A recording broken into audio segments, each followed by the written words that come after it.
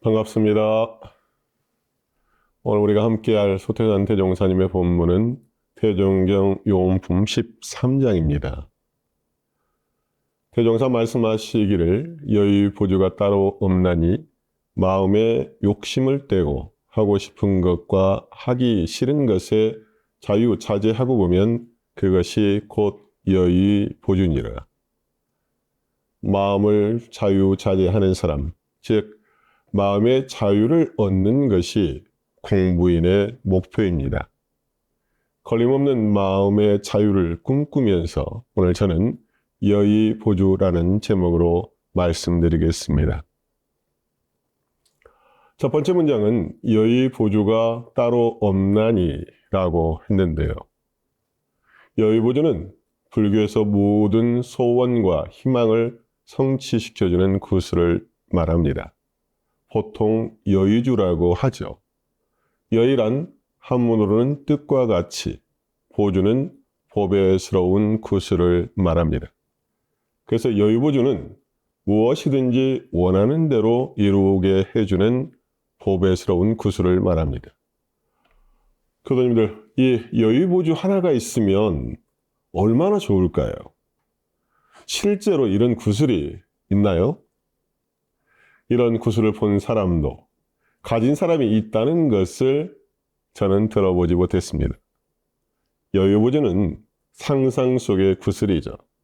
그런 구슬이 있었으면 하는 희망사항이고 염원입니다. 그렇다면 참다운 여의보주는 무엇일까요? 그런 귀한 보물을 어디서 구할 수 있을까요? 요음품 13장 본문에 실린 중요 단어의 순서는 이렇습니다. 여의보주, 욕심을 떼고, 자유자재. 이것을 연결해 보면 여의보주는 욕심을 떼고 마음의 자유자재를 얻는 것, 이렇게 정리할 수 있죠. 순서를 약간 바꿔보면 마음의 자유를 얻는 여의보주는 욕심을 떼었을 때 가능하다. 이렇게 해석할 수 있을 것 같습니다. 이제 두 번째 문장은 마음의 욕심을 떼고 하고 싶은 것과 하기 싫은 것에 자유자재하고 보면 이라고 했습니다. 소태산 대종사님께서는 마음의 자유를 매우 쉽게 말씀하십니다. 어떻게 말씀하셨습니까? 하고 싶은 것과 하기 싫은 것에 자유자재하는 것. 참 쉽죠. 이렇게만 되면 내 뜻대로 내가 원하는 대로 되는 것이잖아요. 그런데 말은 쉽지만 실제에 있어서는 쉽지 않습니다. 우리 교도님들, 내가 하고 싶은 것 마음대로 할 수 있나요? 하기 싫은 것 마음대로 안 할 수 있을까요? 그게 어렵습니다. 하고 싶은 것이 마음대로 되지 않을 때, 하기 싫은 것이 마음대로 되지 않을 때 괴로움이 따릅니다. 원망이 따릅니다.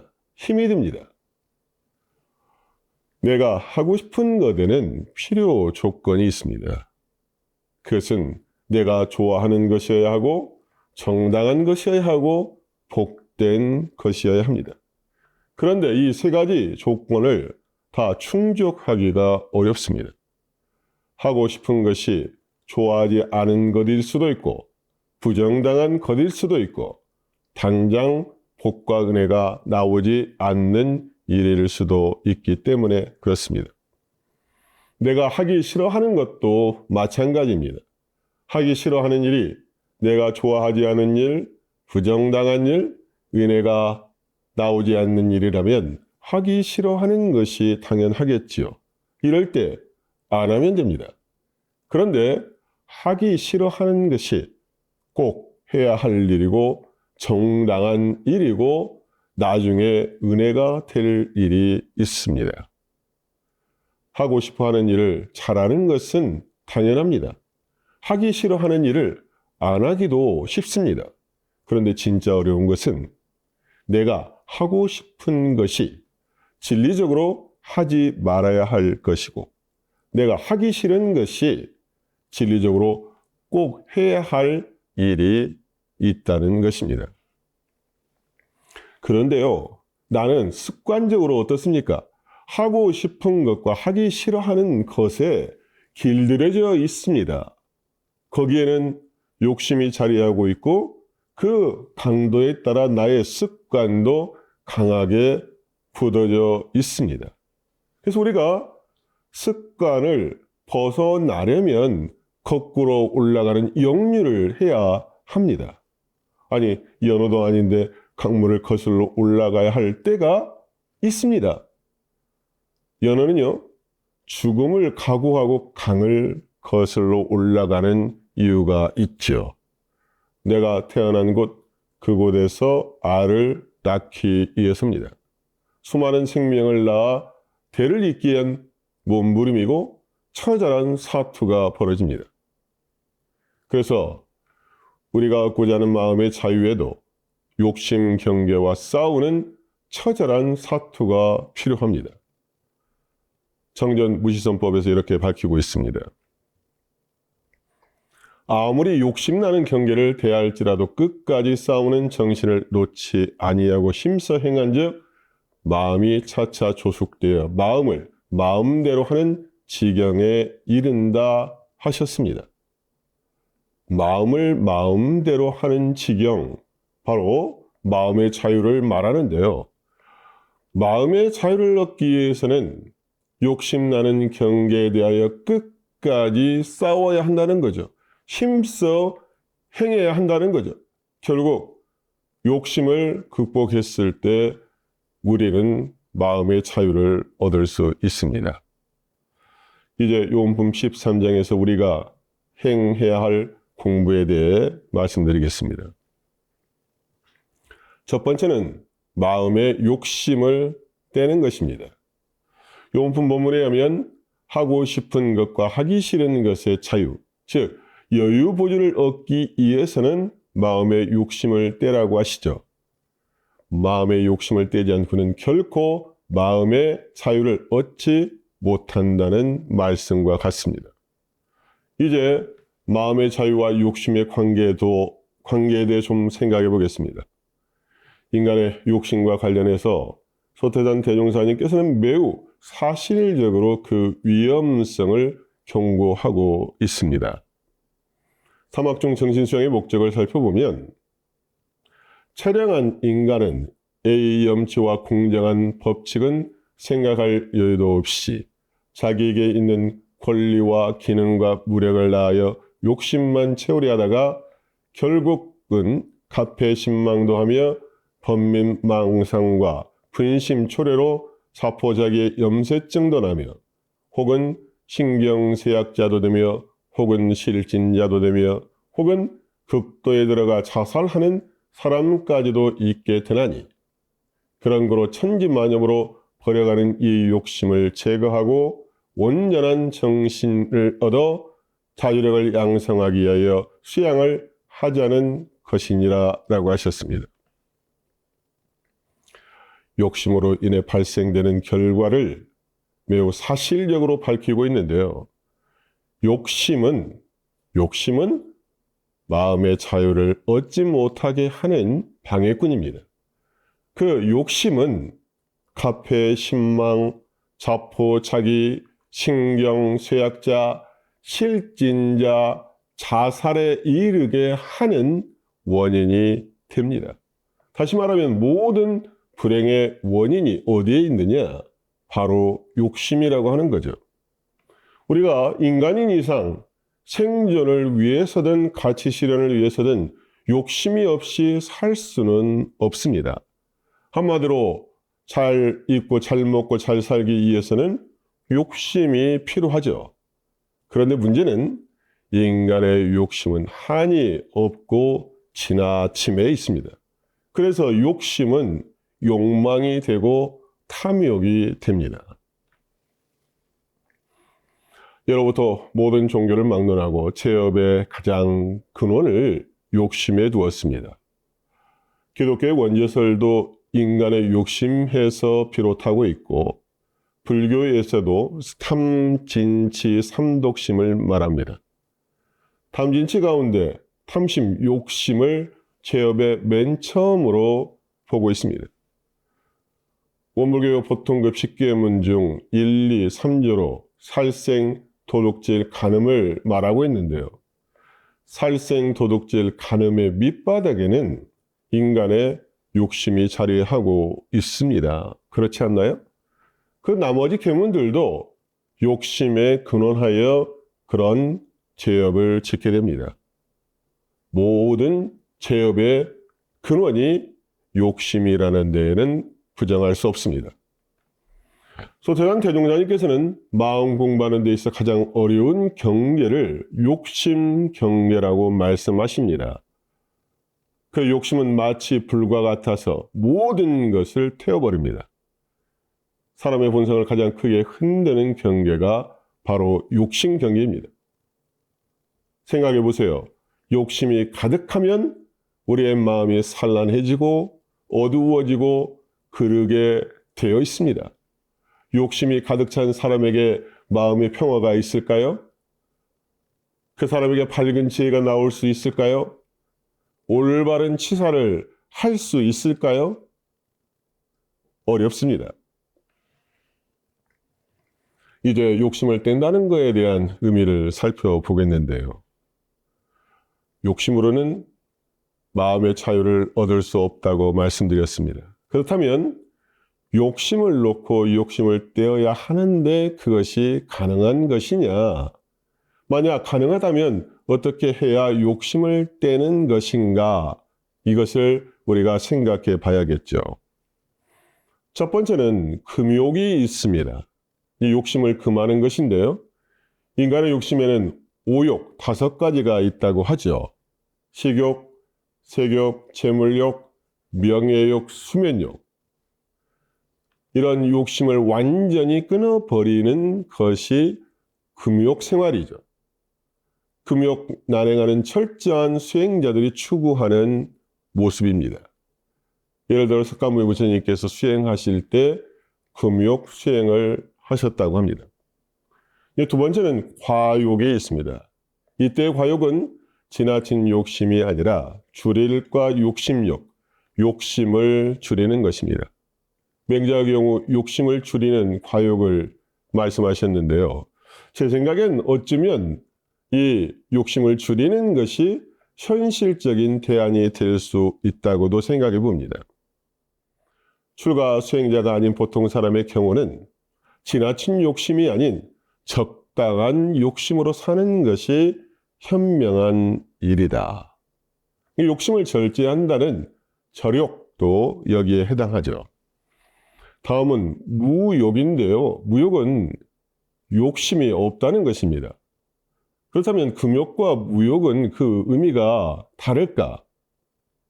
다른 것은 금욕이 욕심을 완전히 차단하는 것이라면 무욕은 욕심 없음, 욕심 없는 마음을 뜻합니다. 효유암 자선문에 보면 제욕, 무욕이라는 표현이 나옵니다. 이는 욕심 경계에 있으되 욕심에 물들지 않는다는 뜻입니다. 욕심 경계에 끌려가지 않는 경지를 말합니다. 우리가 돈을 쓰되 돈의 노예가 되어서는 안 되죠. 이것이 제욕, 무욕이라고 할 수가 있습니다. 그래서 경계를 피하는 것이 금욕이라고 한다면 경계 속에서 욕심에 물들지 않는 것이 무욕이라고 구분하면 좋을 것 같습니다. 마지막으로는 대욕이 있는데요. 대욕은 큰 욕심이죠. 근데 이 대욕이라는 단어는 사실 사전에는 없습니다. 대욕의 반대는 작은 욕심인데 대욕을 품었을 때 작은 욕심들은 사라지게 된다는 거예요. 우리가 일상적으로 일으키는 오욕 경계를 벗어나는 것은 그 욕심을 없애려고 애쓸 것이 아니라 이보다 더 큰 욕심을 갖게 되면 그러한 작은 욕심들은 알아서 뒤로 물러서게 된다는 뜻을 갖습니다. 우리 공부인에게 가장 큰 대욕은 무엇이냐? 바로 성불재종의 서원이야말로 가장 큰 욕심인 대유욕이 되는 거죠. 자, 묻겠습니다. 인간의 욕심은 절제할 수 없는 것인가요? 인간의 욕심은 뗄 수 없는 것인가요? 네, 어려운 일이긴 하지만 금욕할 수 있고 절욕할 수 있고 무욕할 수 있고 대욕할 수 있습니다. 꼭 출가수행자만 그런 심경으로 살아야 한다는 것은 아닙니다. 우리가 공부인이고 수도인이라면 욕심을 떼는 공부를 해야 합니다. 왜냐? 마음의 자유를 얻을 수 있고 마음의 자유를 얻었을 때 우리는 행복할 수 있기 때문입니다. 지나친 과욕으로는 절대 행복할 수 없습니다. 욕심은 더 큰 욕심을 부르게 되죠. 당장 눈앞에 욕심을 채우게 되면 그것을 행복이라 말하는 사람도 있겠죠. 하지만 그것은 일시적인 행복에 불과합니다. 그리고 지나친 욕심, 분수에 넘치는 욕심은 결국 화근이 되어 나의 삶을 불행의 구렁텅이에 몰아넣게 됩니다. 요한복음 13장에서 우리가 해야 할 공부 두 번째는 만족, 감사, 베품을 실천하라입니다. 욕심과 관련해서 우리는 욕심을 떼어야 한다고 했습니다.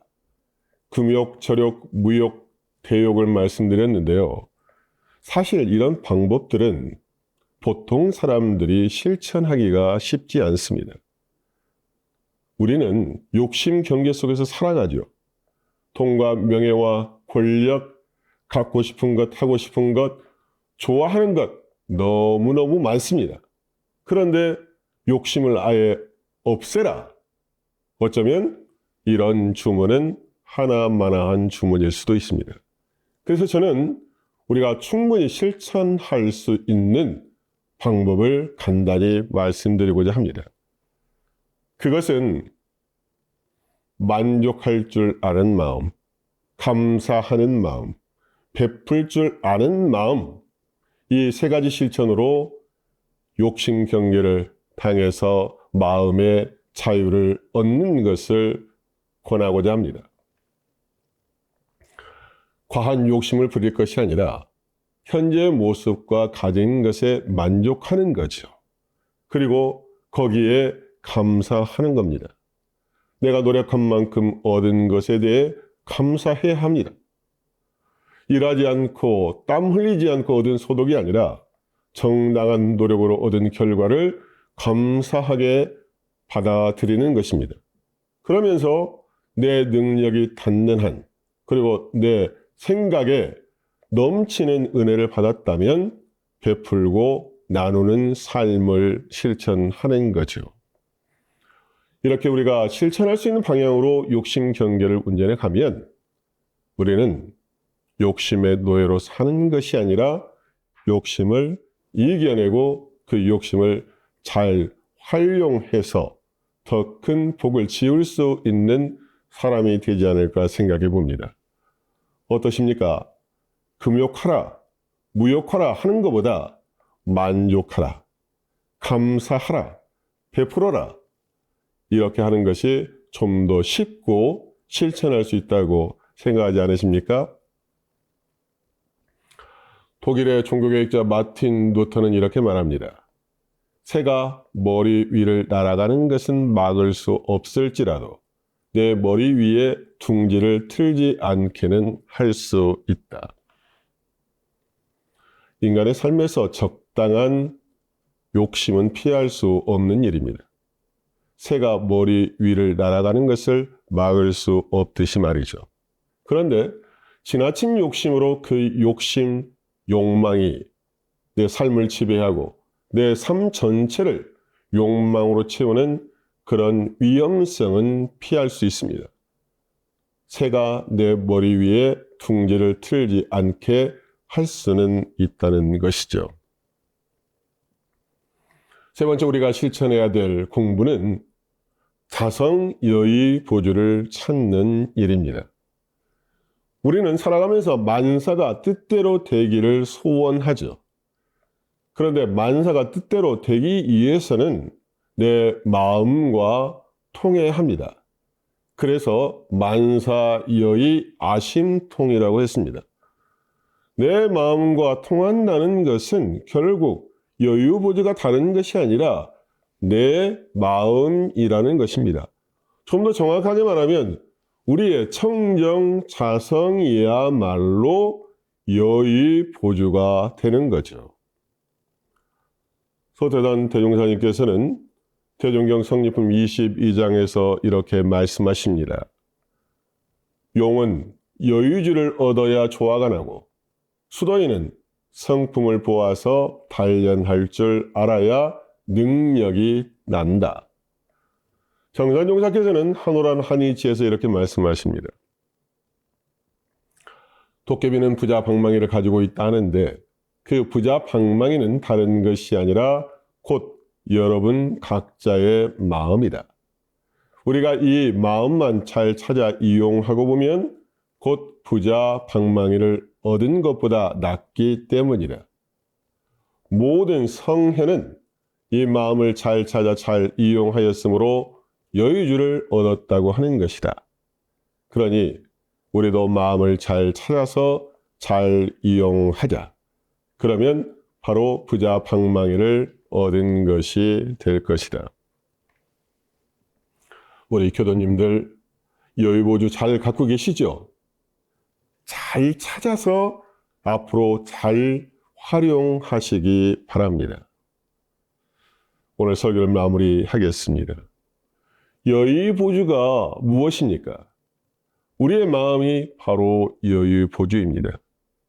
하고 싶은 것과 하기 싫은 것에 자유자재하는 것, 잡아야 할 때 능히 잡을 수 있고 놓아야 할 때 능히 놓을 줄 아는 것, 이것이 마음의 자유입니다. 마음의 자유를 방해하는 것은 욕심입니다. 욕심이 앞서면, 욕심에 물들면, 욕심에 빠지면 자유를 얻을 수 없습니다. 평화가 깨지고 행복이 무너지게 됩니다. 욕심을 떼라 말씀하십니다. 욕심을 떼었을 때 마음의 평화와 행복을 얻을 수 있습니다. 욕심의 경계를 향해서는 싸우는 정신을 놓지 않고 힘써 행해야 한다 말씀하십니다. 욕심을 떼었을 때 비로소 하고 싶은 것과 하기 싫은 것에 자유를 얻을 수 있습니다. 그리고 나에게 주어진 삶에 만족하고 감사하고 베풀 줄 아는 사람이 지혜로운 사람이고 마음에 어느 정도 자유를 얻은 사람이라 말할 수 있습니다. 그리고 참다운 여유보주는 나의 자성임을 확실히 깨달아야 합니다. 우리 교도님들 각자 가지고 있는 여유보주 잘 확인하시고 하고 싶은 것과 하기 싫은 것의 자유, 즉 마음의 큰 자유 얻으시길 기원하면서 설교 마칩니다. 감사합니다.